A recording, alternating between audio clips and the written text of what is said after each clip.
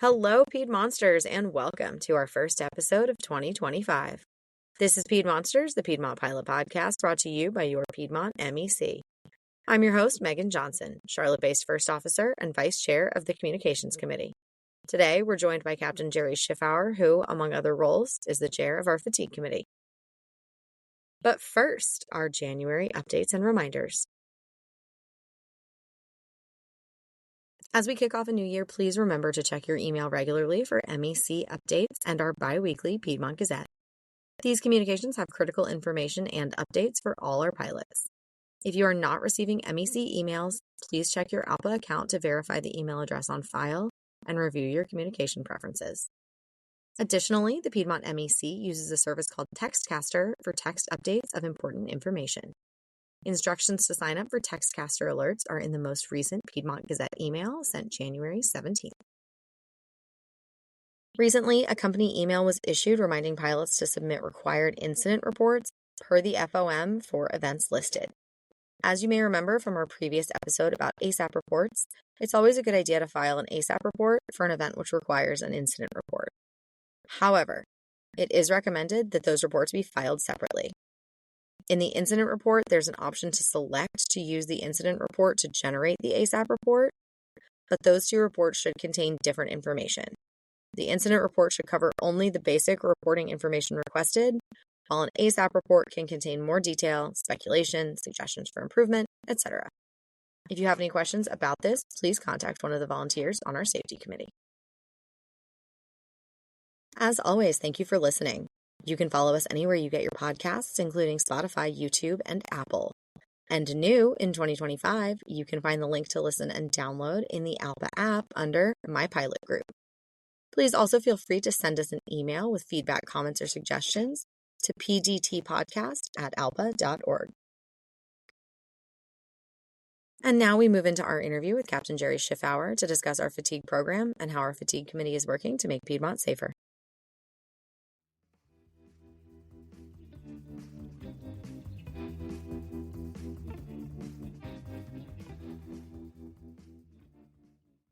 Hello and welcome. We are here today recording in Charlotte during our first MEC meeting of the year, and I am with Captain Jerry Schiffauer, who is our Secretary-Treasurer for LEC 35 in Charlotte, but also the Chair of the Fatigue Committee. Jerry, thank you for joining us. Glad to be here.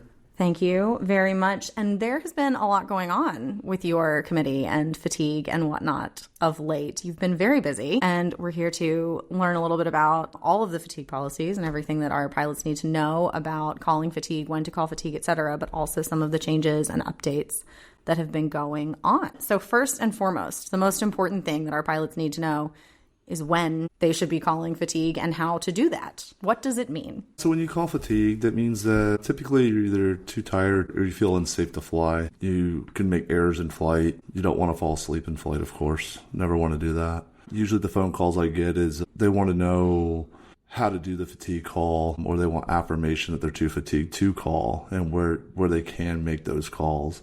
I always tell them that safety is always first. If you feel too tired to fly, then you should probably call out fatigue. Typically, if you're calling me, then that means that you probably are too tired to, fly.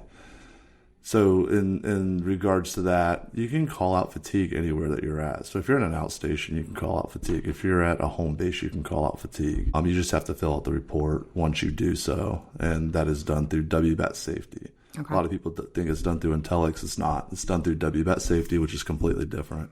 I ran into that. I made my first fatigue call last month in December, and everyone kept saying, make sure you fill out the fatigue form. And I was like, great.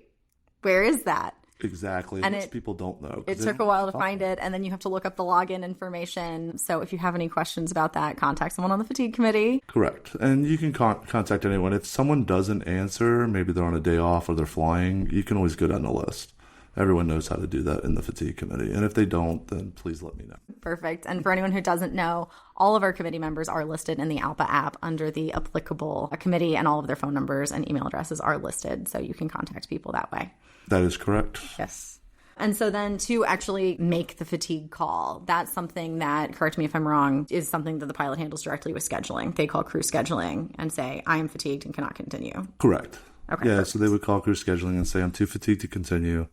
And then crew scheduling will remove you from the trip, and then they'll put a thing on your schedule that says fatigued, and then we'll have our FRG meeting the following month, and we'll go through the process of determining what the root cause was of that. And there's several root causes. So excellent. And when making that phone call, is there anything specifically that pilots need to say or should maybe not say when they make that phone call? So when they make that phone call, they need to say that they are fatigued. Say, I'm calling out fatigued. I'm too tired to fly. Just saying the words, well, I'm feeling fatigued, or I might be getting fatigued doesn't really apply. You have to actually say, I'm too fatigued to fly. I'm calling out fatigued. Perfect. And that's all you need to say. That's really all you need to say. And so then we kind of already touched on it, but filling out the fatigue report on WVAT safety, what kind of information is going to be asked for in that report? What kind of information should the pilot plan to include?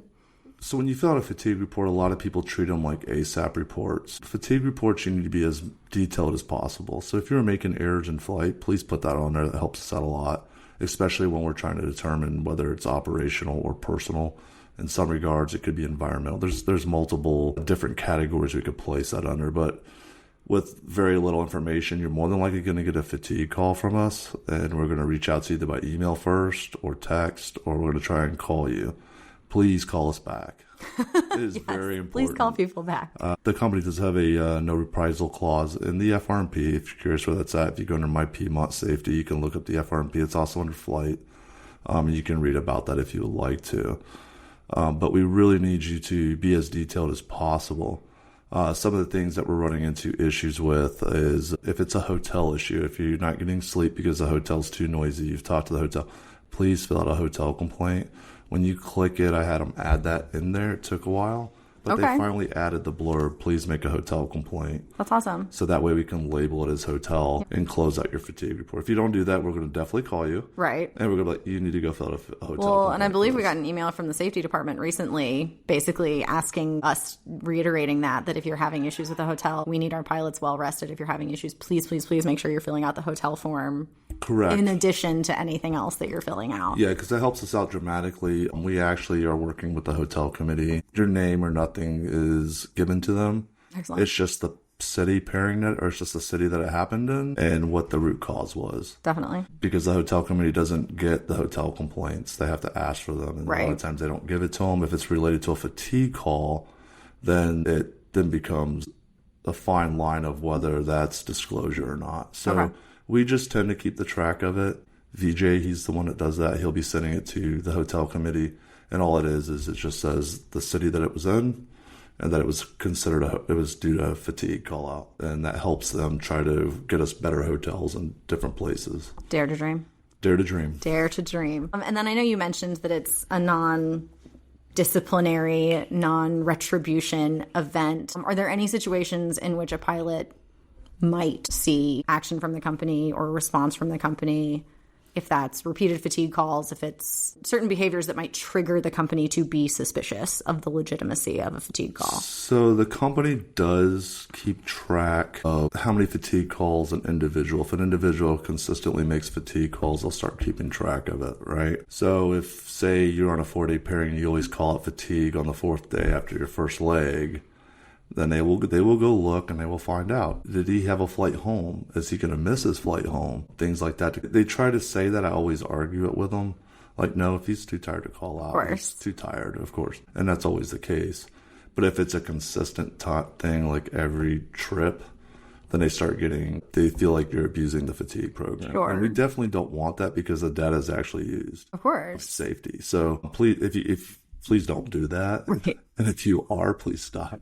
Right. And to be fair, at some point, it is a situation where if you're a working age adult and you are too fatigued to continue working your job on a consistent basis, maybe there's something else going on that needs to be taken into consideration. And that is the case. And we try when we make the fatigue calls to talk to you about how to mitigate your fatigue on your trips. There's only been one instance where the pilot never actually said, I'm fatigued and I'm calling out fatigued. He just said, I feel like I am fatigued, and then went home.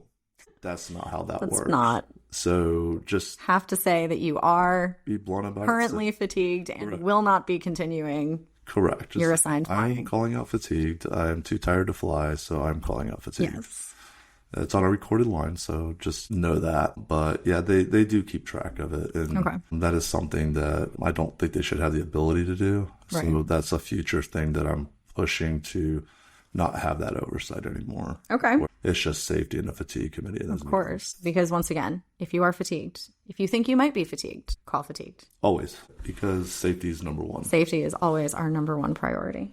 Are there any conditions or events, both operationally or outside the control of the company, that cause you as the fatigue committee to see a spike in fatigue calls? What are situations on a broad basis that increase the rate of fatigue among pilots? So increases among the rate of fatigue, usually during the holidays we see a lot, like December, I think we had like over 40 fatigue call-outs just in December. Usually throughout the months we don't really see a whole lot. Holidays we tend to see that a little bit more. We see a lot more with the reserve pilots than we do with line pilots. Typically, line pilots will bid their lines accordingly to what they want to do if they get awarded it and whatnot, or they'll try and switch them around. Reserve pilots really don't have that option, and they tend to overutilize a reserve pilot more than they do a line pilot. And especially a lot of reservists who have 6-day stretches of reserve with maybe only 1 or 2 days off in between. Correct. Also, we talk about all the time, those of us that are actually flying the line, sitting and waiting is often a lot more fatiguing than actually flying. Days that you have 3 and 4 hour sits, it's very similar when you're on reserve. If you're sitting waiting all day for 8 or 10 hours and then you get called at the very end of your reserve period, and if that happens a couple times in a week, that adds up really quickly. It adds up. Also, what we see a lot is maintenance delays, where they'll say, I'll call back in an hour, do this, and you're sitting there for 8 hours on a maintenance delay, or weather, if it's a really bad weather day. Definitely. And they start changing schedules around. We'll see that a lot.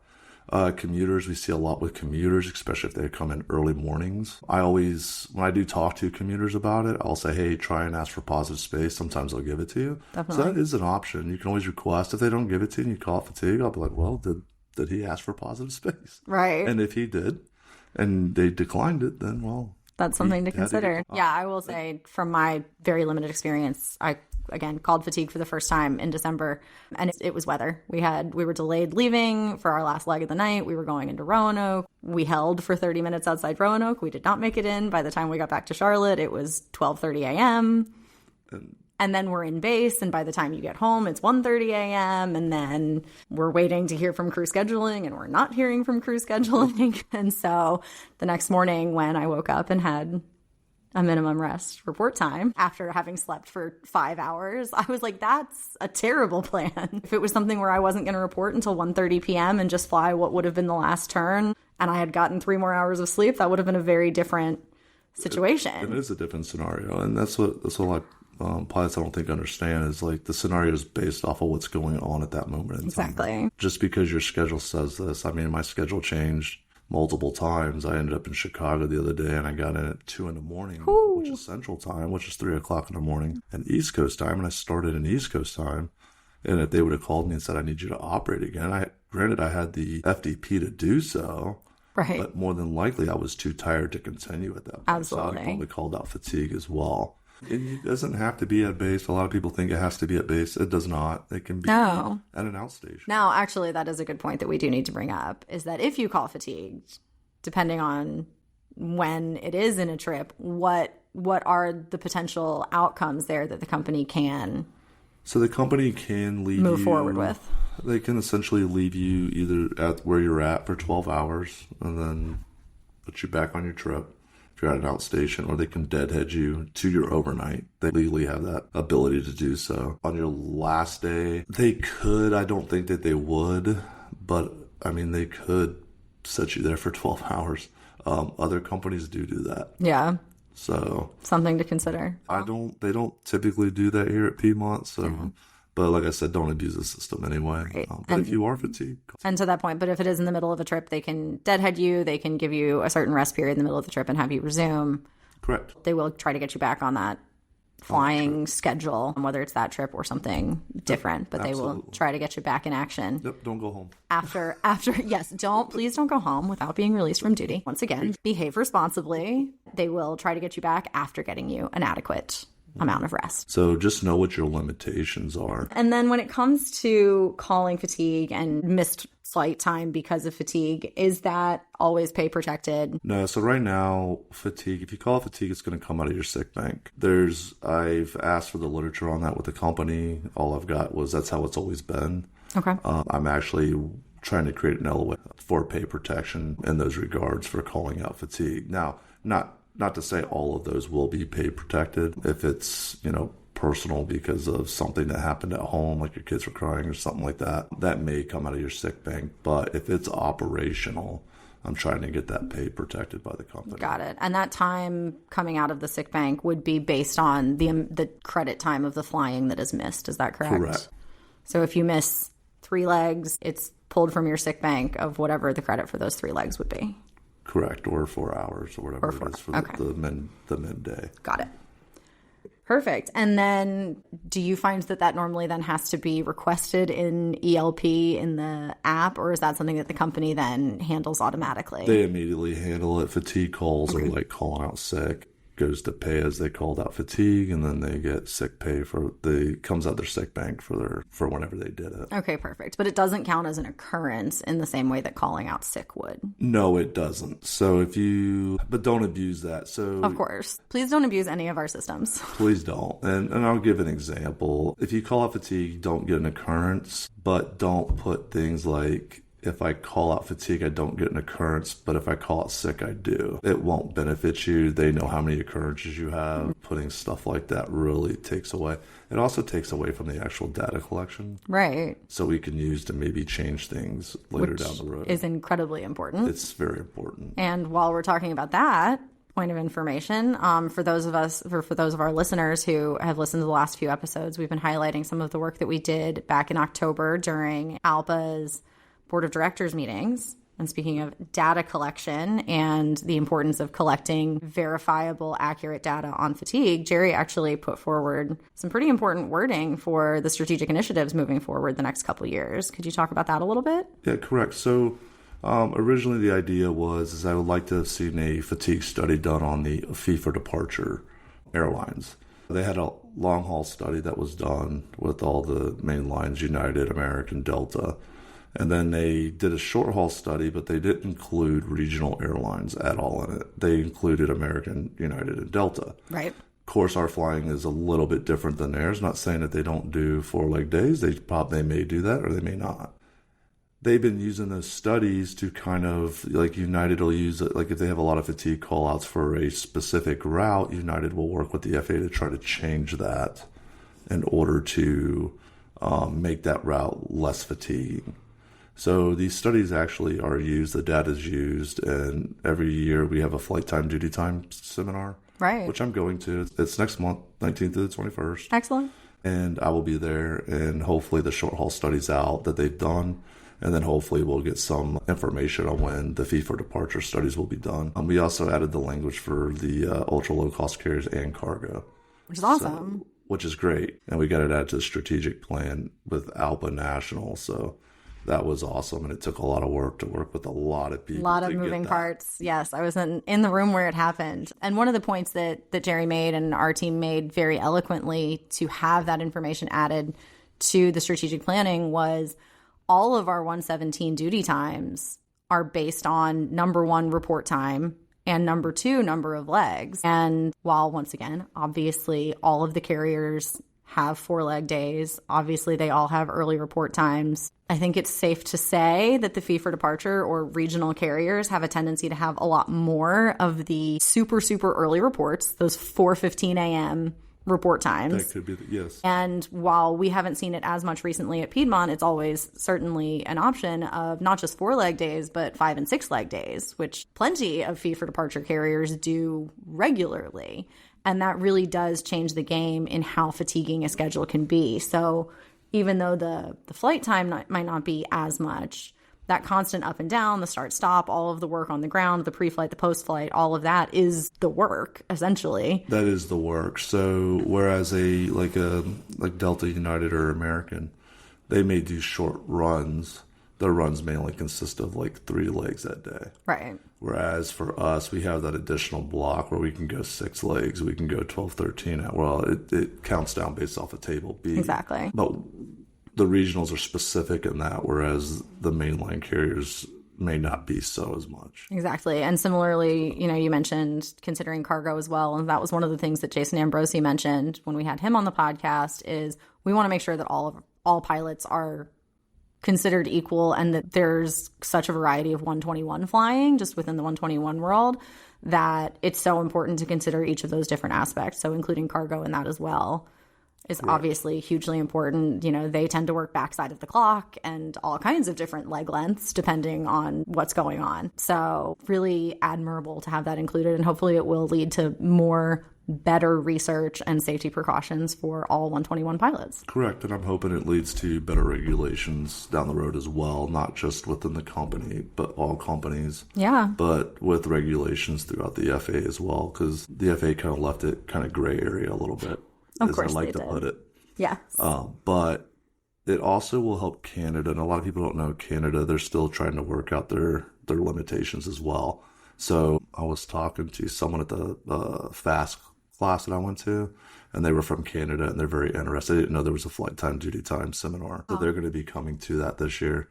Or they said they would be coming to us. Hopefully they do. That was another thing that Captain Ambrosi mentioned when he was on the podcast, that bringing some of those Canadian groups into the ALPA international fold is a huge accomplishment of ALPA, but also hopefully will lead to huge improvements of quality of life for our Canadian friends. Correct. And if you're ever curious what their stuff is for fatigue, feel free to talk to one of your Canadian partners in ALPA. Isn't just definitely open your eyes. They're like, you haven't slept? That's fine. Yeah. Land on an icy runway. It'll be fine. My goodness. Well, I know you also mentioned some things today during our MEC meetings that you've been working on. Is there anything else that you'd like to share with the pilot group as far as what you and the fatigue committee are working on, or anything that they should be keeping an eye out for moving forward? Yeah, so I've reached out to the National Flight Time Duty Time. They're trying to put me on, they're trying to onboard me as the FIFA departure committee member in there as well.